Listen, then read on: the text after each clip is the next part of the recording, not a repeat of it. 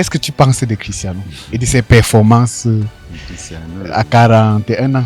je crois que Cristiano fournit les performances de quelqu'un de 41 ans. Oui. C'est un grand joueur, Oui. c'est aussi un bon joueur, mais je crois que, comme je disais tantôt, l'entraîneur n'a pas su bien exploiter Cristiano Ronaldo pendant cette Coupe du Monde. Je crois que pour bien exploiter un joueur, il ne faut pas toujours le laisser sur l'air de jeu. Oui. Il faut à un moment donné avoir des joueurs qui vont déclencher les actions. Ronaldo, c'est un serial buteur, oui. Mais est-ce qu'il peut encore déclencher une action, faire des sprints, courir comme les Raphaël Leao peuvent le faire, comme les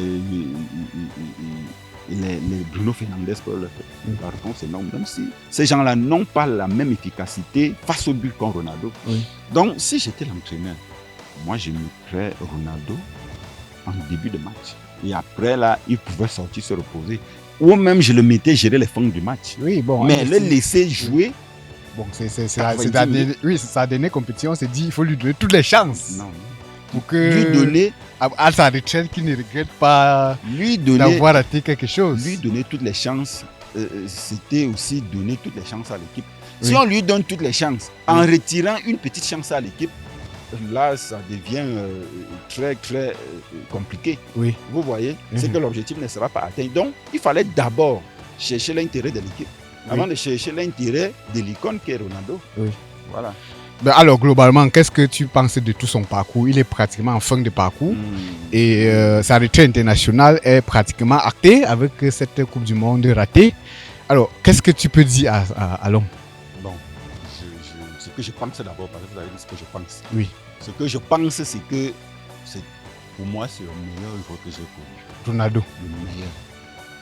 J'ai suivi Ronaldo au Real Madrid, à la Juventus, à Manchester United, à Nasser et surtout dans l'équipe portugaise. Je crois que c'est le meilleur joueur. Il fait les performances, on a quand même fait ces constats. Tu vas me dire ce qu'il peut expliquer, mais dans les clubs, il est hyper performant, mais une fois à l'équipe nationale, on ne comprend pas.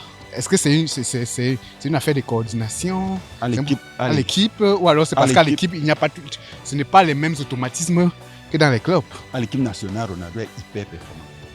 C'est le meilleur buteur de l'histoire du Portugal.